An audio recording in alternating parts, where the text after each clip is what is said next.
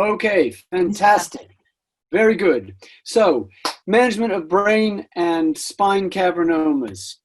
Well, cavernomas are small little vascular anomalies, blood vessel abnormalities, which are termed low flow abnormalities. They're really abnormal capillaries. So they are not arteries, they are not veins, they are these tiny little clusters of capillaries, which are often likened to a mulberry when you see them. Now, let's see, how do we get the slideshow to go forward? There we go. So here's a schematic of a cavernoma, and you can see that little cluster of blood capillaries down at the bottom of your screen. It's just to give you, if you like, a kind of a visual representation. You've got blood vessels on either side of it, but the important thing is it's low flow. So they're not like an arteriovenous malformation, which when it hemorrhages a lot and is under arterial pressure. These are very, very indolent lesions in the majority of cases, and they tend to ooze blood into the surrounding brain and do occasionally cause a frank hemorrhage, but not the way arteriovenous malformations do.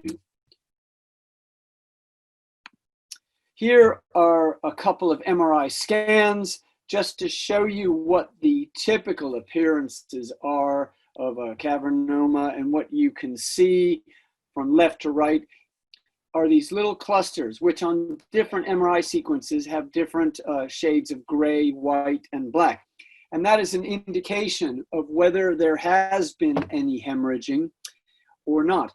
And these are characteristically termed popcorn lesions because they look like pieces of popcorn.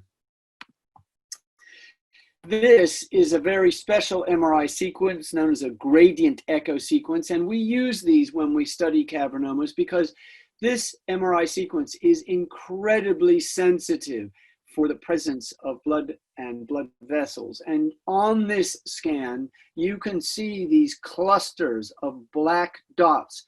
Each one of those tiny black dots, and the bigger one on the left-hand side of your screen, represents a cavernoma. And so this person's got about 20 different cavernomas. And that would put that patient into a very special category, more of which I'll discuss later in the presentation. Here is another couple of gradient echo sequences. And on the left side, again, you can see multiple black dots. And on the right screen, you can see that one largest black dot, which represents a cavernoma on the left side of the brain. The right side of the screen, right is actually left and left is actually right on scans. And the next slice is again, these are just the standard MRI sequences nowadays that everyone has, because in this day and age, we investigate cavernomas with MRI scans. Why? Because MRI scans are incredibly sensitive to the presence of blood and blood products. And cavernomas show up beautifully on the different sequences that we run. And it gives us much, much more anatomical detail to allow us, A, to study cavernomas, study their natural history, because before we had MRI scans, all we had were CT scans, and a CT scan involves a dose of radiation. So we generally reserve CT scans for those patients who we needed to do scans on. But with MRI scans being non-invasive and not dangerous, we now have the ability to follow up cavernomas with imaging to allow us to study its natural history and look at how they change in time or don't change in time. Now, this is a rather large cavernoma here, but the important thing about these scans is it shows a cavernoma that is not superficial on, near the surface of the brain, but is actually rather deep within the brain. And again, some of the whys and the wherefores of how we manage cavernomas I'll be discussing, but relate to where they are located. This is a cavernoma in the temporal lobe, and this was a young man whose multiple members of his family have cavernomas, so he is a representative of the familial cavernoma patient. And this is one of his cavernomas, and this is a cavernoma that presented with a massive hemorrhage in his temporal lobe. And you can see just above the cavernoma a white space, which is the residual cavity after the hematoma or blood clot was removed. And he has done extremely well, but he represents very much the minority of cases who presented with a massive hemorrhage. And the problem with cavernomas is that they can be in deep-seated location, but for a lot of members, non-medical people, they hear the words vascular anomaly and they think in their minds that this is going to be something like an arteriovenous malformation, and therefore that they are sitting on a time bomb. Well, the answer is they do not hemorrhage catastrophically very often. And so I would put it to you that these are much safer lesions than we ever previously believed. Now, I'm presenting to you cavernomas initially, all different spaces of the brain, because each of them has unique challenges to us. And this is a picture of a young girl with a cavernoma in the left side of her cerebellum, behind her left ear, in the balanced part of the brain. And it's quite a substantial lesion, measured almost 5 centimeters across when this scan was done. Pretty amazing size. And if you look at the edge of it, it's rather white around the edge, or very light gray compared to the rest of the cerebellum. And that is the swelling or the edema that occurs around the cavernoma, which in itself can cause as much problem as the cavernoma itself. Here's another very interesting location, which is the brainstem, and this is a rather large cavernoma for the brainstem. And brainstem cavernomas, we have really, that's a very special category of cavernoma, which again I'll talk a little bit more about shortly. The brain stem, to put it in perspective, is about the size of your thumb.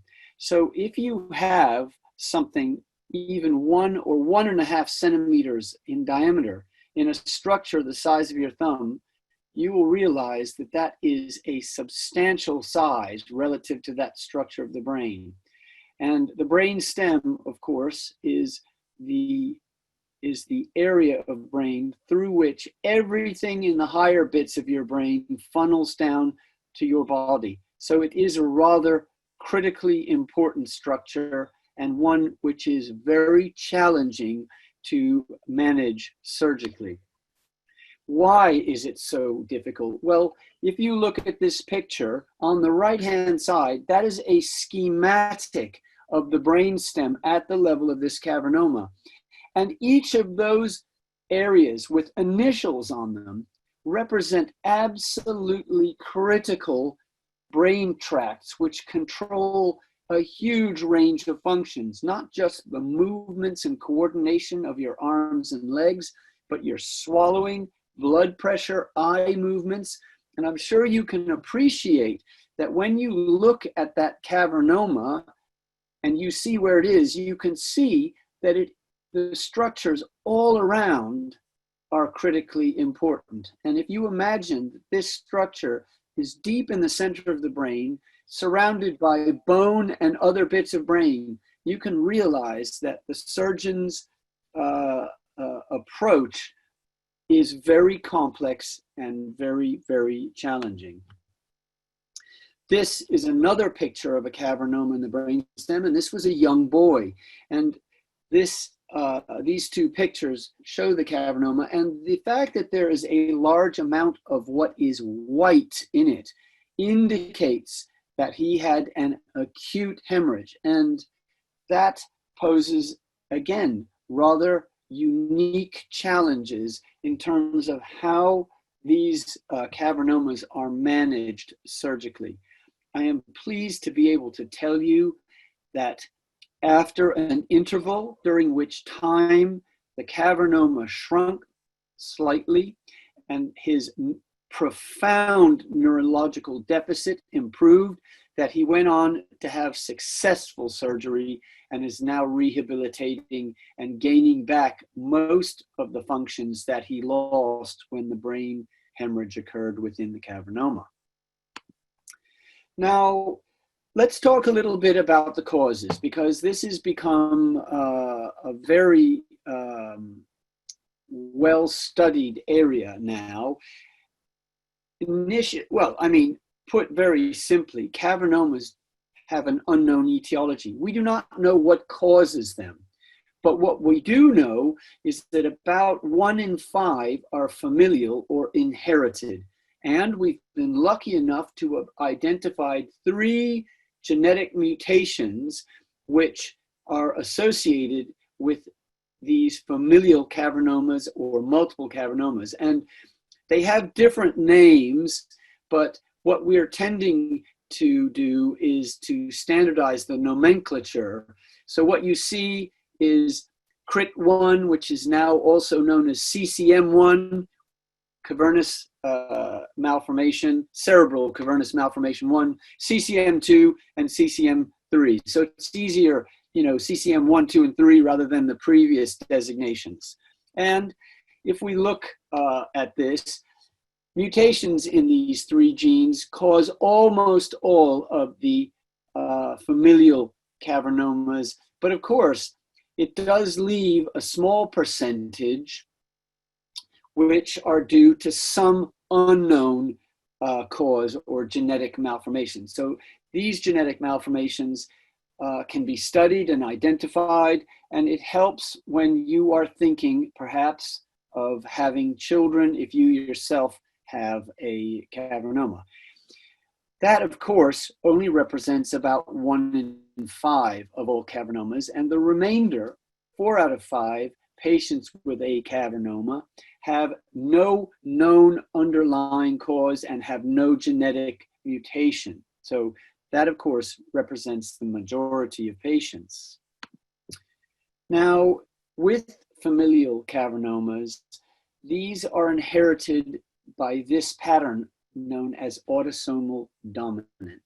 What it means is that you only need 1 copy of the gene to present with this or to develop multiple cavernomas. So you only needed to get it from 1 parent, which means that if you are yourself possessing a cavernoma or multiple cavernomas, it is now possible to study the genetics of the parents to work out the chances of your progeny having a cavernoma.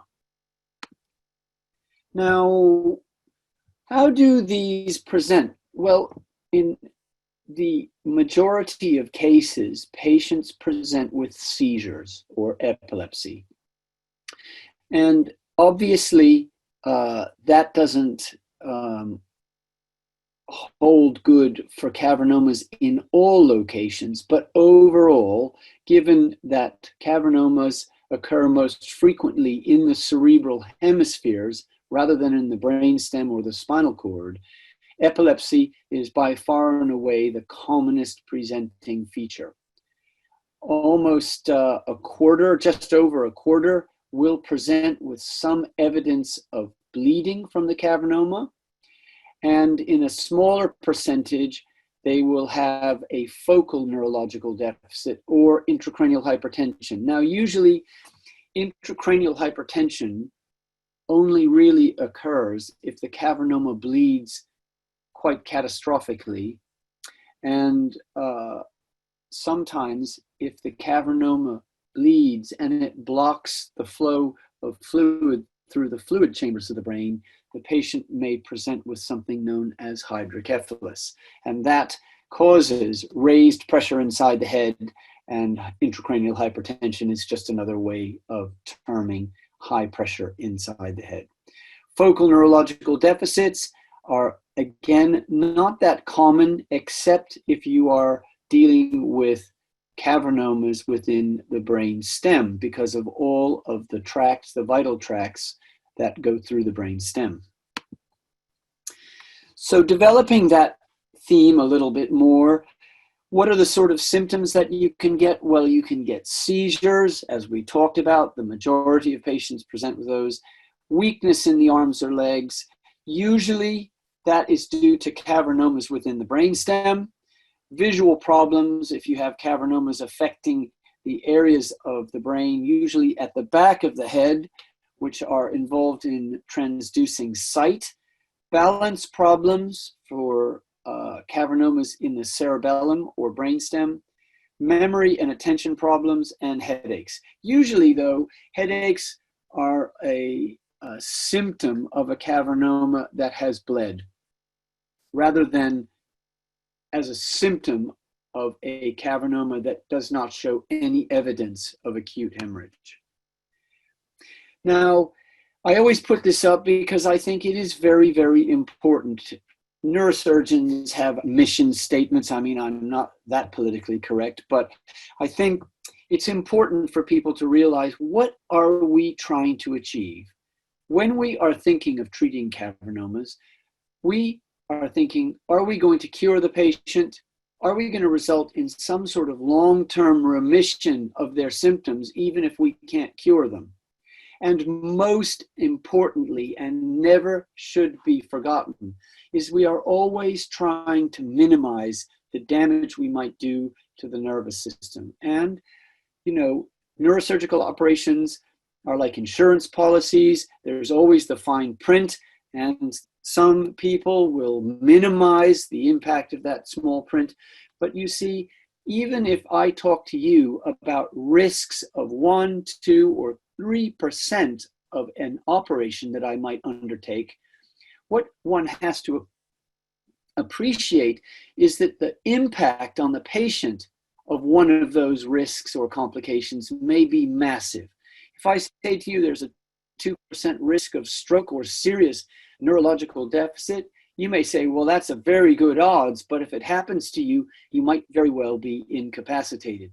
And so when we are thinking about how we treat cavernomas, how we are going to approach the surgical management, it is very, very focused on what the cost might be to the patient in terms of damage or a deficit. And therefore, you have to be very, very clear about what it is you're doing the procedure for. These days, there's a couple of buzzwords, and I think, again, this is an important point. We rarely now do anything alone. Neurosurgeons of old, and I would classify myself as one of those more traditionally or classically trained neurosurgeons, were often expected to manage problems by themselves. Nowadays, it's a multidisciplinary team where we have neurosurgeons, neurologists, neuroradiologists, and we talk about patients and we talk about how best to manage them. And we probably might also include oncologists in that team, because some patients with cavernomas are offered focused beam radiotherapy to treat them. So I would say that we have a number of strategies by which we can treat cavernomas these days, but importantly, it's a team that makes those decisions. And firstly and foremost, you want to have a provisional diagnosis, because though cavernomas are very classic in their appearance in most cases, there are occasionally situations where you have hemorrhage into the brain and the presence of a cavernoma cannot be confirmed. So sometimes you look at an MRI scan and you cannot actually tell if a cavernoma is present or not. Obviously, the next thing is deciding whether or not the patient requires surgery. And then it's important to follow these patients up, because very occasionally you are not able to completely remove a cavernoma, and therefore they might recur or they might cause further symptoms. And in some cases, you do remove the cavernoma and they still might come back, particularly if you're dealing with a case of familial cavernoma or a patient with multiple cavernomas. Okay, well, now let's get down to some of the nuts and bolts of how we treat it. Now, I feel a little bit like a magician showing you my tricks, but actually in this day and age, my personal philosophy is that patients are highly intelligent and can rationally make decisions if you are honest upfront and clear about what you are trying to achieve and why. Now, I obviously can't talk about every last permutation, but obviously treatment is very, very, very tailored and focused to the individual. It depends on the age of the patient. I have a major interest in pediatric neurosurgery, so most of the cavernoma patients that I see are in children, and children have unique management issues, not the least. In some cases, they are a developing nervous system. That is to say, their brain and spine have not yet fully matured. Number two, young children have a tremendous capacity to recover from neurological insults. So you may, in some cases, be able to manage them much more aggressively than you would do in an older person. Obviously, the location of the cavernoma plays a huge part in the decision-making because the location, in some cases, determines those operative risks, and that balance of operative risk over benefit becomes sometimes a very treacherous and tricky one to make. Clearly, if you have a patient with multiple cavernomas, you have unique risks, not the least the fact that patients with multiple cavernomas or a familial history have sometimes got cavernomas which are going to behave in a more aggressive fashion and have a higher likelihood of significant hemorrhage than patients with a sporadic cavernoma. Well, here it is. Each case is tailored, totally tailored to the individual. There are no rules, really. There is guidance, but really, I believe that each patient must have a tailored solution, and that tailored solution should be clearly articulated by the surgeon to the patient, whether that involves surgery, wait and see, delayed or early surgery. I guess the only simple thing to say about the decision making between early and delayed surgery is that if you have a patient who presents with an acutely bleeding or an acute presentation of a cavernoma that is clearly bled, it is going to be, in most cases, much larger than the underlying cavernoma. Now, sometimes that can work in your favor because a blood clot often creates an avenue for the surgeon to go in and remove the cavernoma. In other words, it has done the damage. It has created a window of opportunity. And if you wait and you let that blood clot resolve, and in a few months the cavernoma has shrunk to a fraction of its size, if you try then to go and operate on that cavernoma, you may actually cause more significant damage to the patient. And so sometimes it is a tough and tricky decision about whether or not you go ahead early, take it out when the patient is acutely unwell, where their brain is very vulnerable to any sort of surgical manipulation, or you wait. And if you wait, you might have even more difficulty, and you might actually, perversely, cause more of a deficit if you operate then. Well, this slide really is designed to try and give you some idea of the patients who are going to actually end up having surgical treatment. If the patient has had a devastating hemorrhage with a large blood clot and a significant deficit, then that is likely to be a case that will end up having early surgery. Patients with cavernomas that have shown repeated recurrent episodes of acute bleeding would be cases in which we would think about surgical treatment. Why? Because when a cavernoma bleeds acutely and causes a significant deficit, that means that cavernoma is much more likely to bleed again in the future. A patient who is developing a progressive neurological disability or deficit is doing so because the cavernoma is bleeding. And what you often will see on a scan is you will see the area of bleeding getting progressively larger. And in those cases, again, with a progressive deficit, you would argue that taking the cavernoma will stop that from progressing. As I said before, with seizures being the majority of presenting patients, intractable epilepsy would be a clear indication for removing a cavernoma. But it is important to realize that why do cavernomas cause seizures? Well, the reason is because oxygen is carried on a special molecule within red blood cells, and that special protein is called hemoglobin.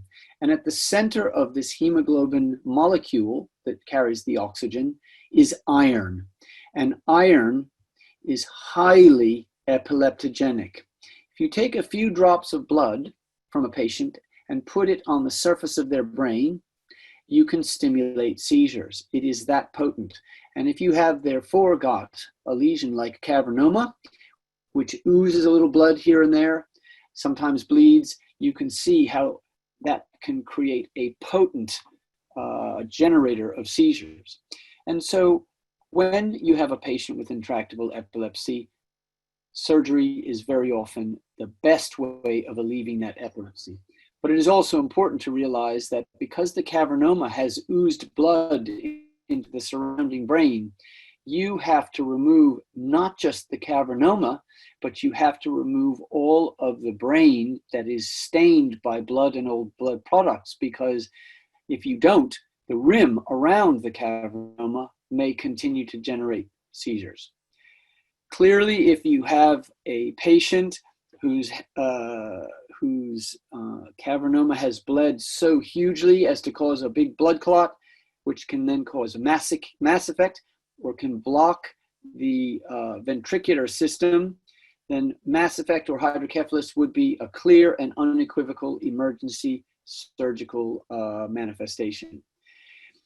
Now, I haven't really talked that much at this point about the accessibility of the lesion, but clearly a cavernoma that is accessible, that is located in non-eloquent brain, i.e. has a low incidence of side effects, is a much more attractive target for a surgeon. But I stress, we wouldn't take a cavernoma out just because it was there, even if it was accessible. There would have to be other indications for that. And certainly, when I began as a neurosurgeon back in the 1990s, our feeling at that point in time was any time a cavernoma presented with anything, you had to take it out. And, over the last 30 years, our attitudes have changed hugely. And we have realized that cavernomas in the majority of patients are a much more benign condition than we ever thought. And so nowadays, I would say we manage more cavernoma patients with conservative surveillance than we do with active intervention. Rarely, from a neurosurgeon's perspective, you have a lesion that you can't quite determine what it is, so you may end up taking out a cavernoma because you're just not quite sure of the diagnosis. What kind of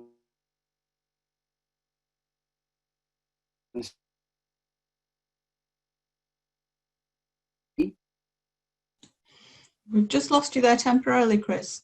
ending up seizure-free surgery, as is doing surgical treatment to cure people's epilepsy. 65% is a very good outcome and represents one of the highest positive outcomes of almost all the conditions we treat surgically that involve intractable epilepsy.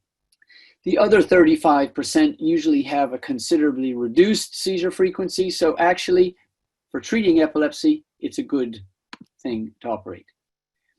The nice thing also is that we have a number of what I call special surgical techniques. Actually, these aren't so special anymore. These are now all mainstream. But again, when I started in neurosurgery, most of these techniques were only available in a tiny number of centers in the country or in the world. Now, I can tell you that of these 4 surgical techniques I've listed, these are now mainstream and available in all neurosurgical units.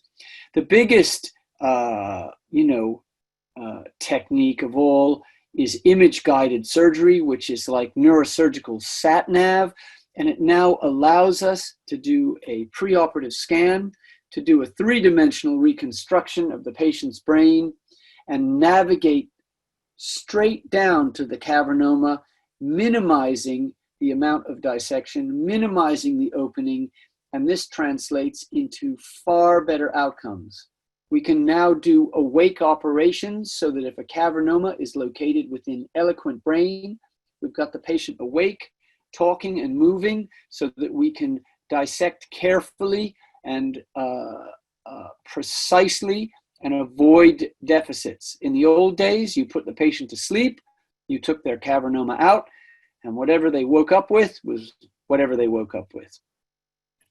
Using endoscopes, tiny endoscopes to navigate down to a cavernoma and remove it is again another minimally invasive technique to reduce damage and can be combined with image guidance to get precise localization and manage to get down tiny holes into very, very distant dark recesses of the brain much more safely than if you had to do it without. A big addition to our armamentarium is intraoperative neuromonitoring, whereby we can monitor the map and monitor the brain function whilst we are dissecting out the cavernoma. This is of particular value when we operate on brainstem cavernomas. Now, in terms of where do you find cavernomas most frequently, as I said before, the cerebral cortex is the commonest location, and the commonest location within the cortex is in the parietal lobes, which, if you imagine, are located above your ear and just behind. This also happens to be rather eloquent brain, and then, of course, secondary locations are in the frontal lobes, behind your forehead, temporal lobes, which is the bit of brain that lies between your ear and your eye. What's important about temporal lobe cavernomas? Well, on one side in most people, which is usually the left side of the brain, the temporal lobe controls speech and short-term memory. It is also an area of the brain where if a cavernoma is located there, is highly epileptogenic. So patients with temporal lobe cavernomas often have quite intractable epilepsy and may also have speech disturbance and memory problems. Further down the list are cavernomas in the cerebellum, the brainstem, and I put the spinal cord in small letters deliberately because it is the least common location to find a cavernoma. What are our site-specific problems? Well, the cerebellum is balance, and patients with cerebellar cavernomas, either with or without surgery, often have profound balance issues.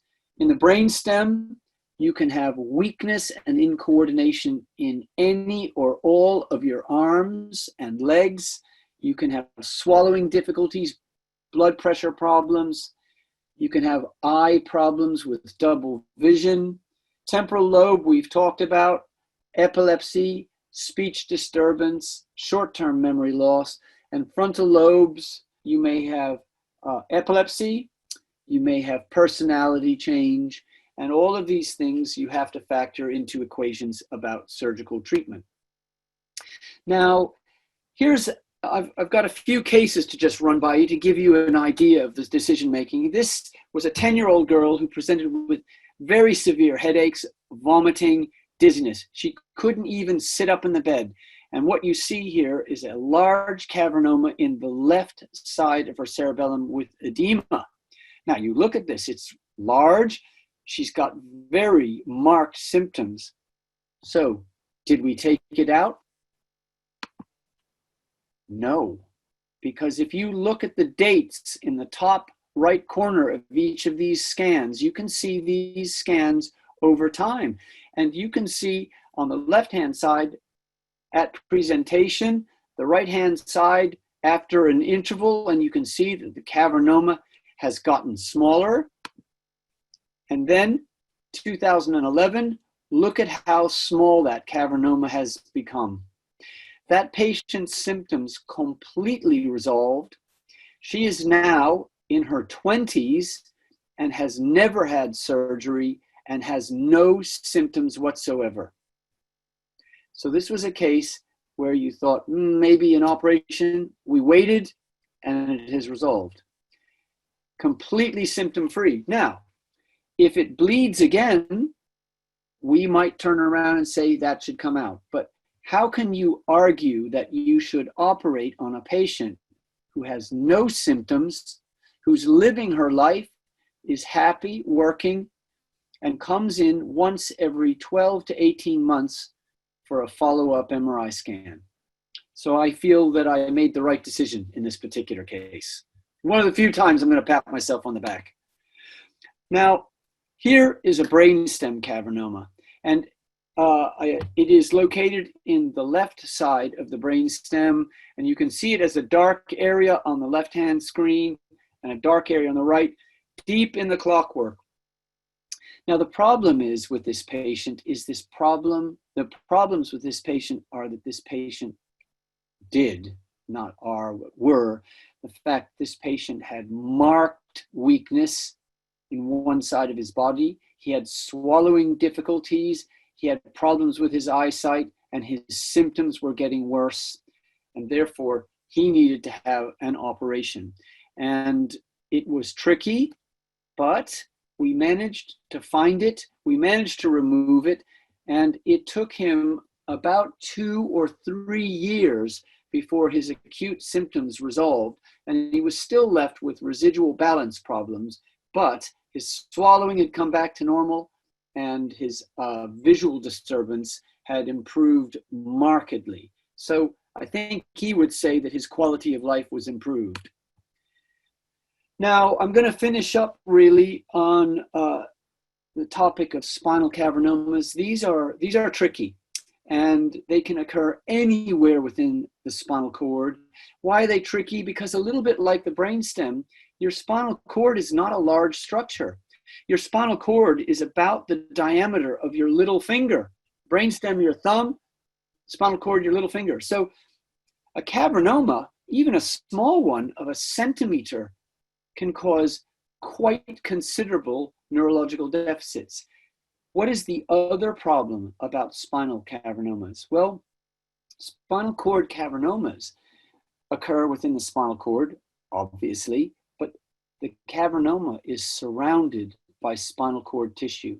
And therefore, as a surgical problem, you have got great difficulties because you have to get to the cavernoma, and that means that you have to go through normal spinal cord. And that is a case where the cost of the operation to the patient may be considerable for the benefits of getting the cavernoma out. And that is why the surgical treatment of spinal cord cavernomas are almost as significant and complex as brainstem cavernomas. And I will tell you that spinal cord cavernomas are definitely not for the faint-hearted. However, what have we got on our side? We've got ultrasound. We've got all sorts of novel imaging techniques, and we have intraoperative monitoring where a neurophysiologist can wire up the muscles and all of the structures that that bit of spinal cord controls, so that as you dissect down to it, the neurophysiologist is giving you immediate feedback about what you might be causing as damage. How do spinal cord cavernomas present? They may present with back pain. They may present with limb weakness, a sensory deficit, or an alteration in the patient's gait. The MRI scan is the investigation of choice, and this was a case of a 15-year-old boy who very acutely lost all the power in his legs due to a cavernoma in the middle of his spine. It's not very easy to see it on this scan, except to say that the spinal cord should be a uniform gray, and there is within the spinal cord the indication of the cavernoma. It's very tiny, and there's a lot of swelling. Well, the good news is this patient completely recovered with conservative management, rehabilitation. The deficit completely recovered to the point where he had no detectable neurological deficit. However, unfortunately, quite a few years later, I think 5, 6, 7 years later, he had another acute onset, and an MRI scan showed acute rebleeding within the cavernoma, and therefore he ended up in the surgical domain. And what we have here is a series of pictures of the presentation. On the top row from left to right is a cross-sectional picture of the spinal cord showing in the center a white area, which is the acute hemorrhage. The middle MRI scan shows the typical lesion in the thoracic cord. The far left lesion is an ultrasound picture, and then the 4 operative pictures in the bottom left corner show the direct imaging under the operating microscope. D is the operating microscope picture of the surface of his spinal cord. E is a fluorescent run where we put fluorescent, it's an infrared dye, it's not fluorescent dye, it was an infrared picture where a dye was put in, and you can see the cavernoma is a slightly darker area in between the large vessel on the left-hand side. The bottom left picture, F, shows the opening into the spinal cord with the dark cavernoma at the bottom. And then G, you can see the cavernoma being removed, and H is the actual operative specimen. I'm pleased to be able to tell you that when he awoke from the surgery, his legs were not moving at all, but I will tell you that he has made a fabulous recovery and is now walking normally with normal bowel and bladder function. So when I say it's not for the faint-hearted, often patients wake up with a seriously and significantly worse deficit, which then improves. So the message is, of course, to keep calm and let Mr. Chandler handle it.